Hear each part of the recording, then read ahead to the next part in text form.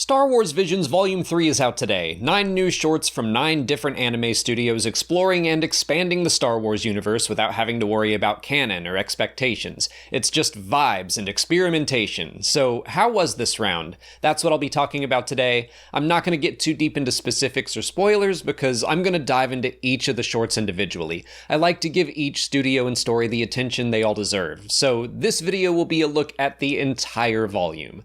My biggest takeaway is that I wish I had kept a counter of how many times I shouted, "That's rad," while watching these. Every short had at least one character or concept or set piece in it that I thought was awesome. A lightsaber duel on upside-down AT-AT feet, an R2 unit that can turn into a wearable X-Wing, carbonite gas that's slowly freezing a planet, a medical droid that also has assassin programming, one of the coolest lightsaber hiding places I have ever seen. Some of these ideas are a little out there for Star Wars, sure. Or at least they would be if they were canon. But part of what makes these shorts so enjoyable is that they aren't canon. None of the creators had to stop and ask, how many lightsaber blades is too many? They just went with whatever they thought was cool. They can take huge swings, and not all of them connect, but I love that kind of storytelling. And also, some of the swings do feel like they could fit within canon just fine.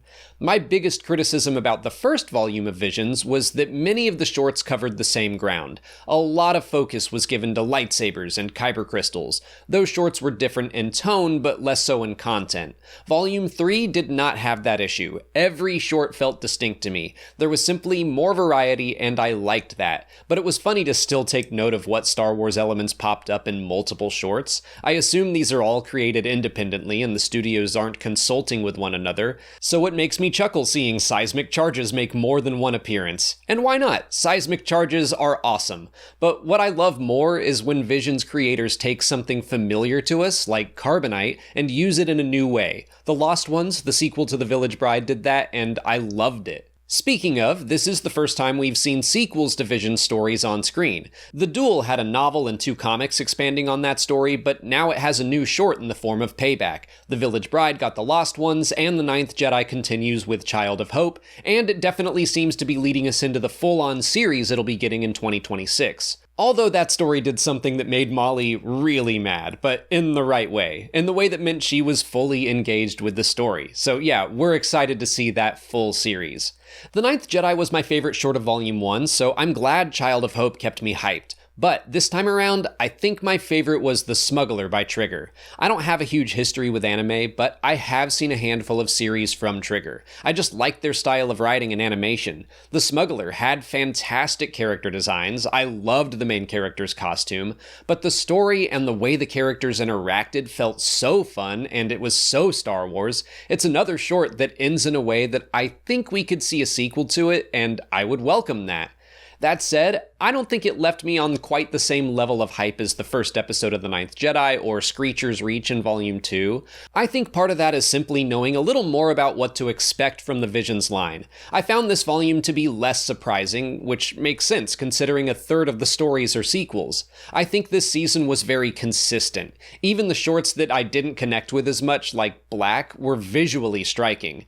I liked all the shorts on some level, but I think the sequels did have an advantage since they didn't have to establish the main characters. They could all hit the ground running, and they all did a lot in only 20-ish minutes of screen time. I think that's where I land with this volume. It was consistently enjoyable, but didn't reach the same highs as The Ninth Jedi or Screecher's Reach did for me. Although The Smuggler got pretty close, it definitely had my favorite moment in all of the shorts, but I'm looking forward to watching all of them again to take a deeper dive. There were 2 in particular I think need to be really examined to be fully appreciated.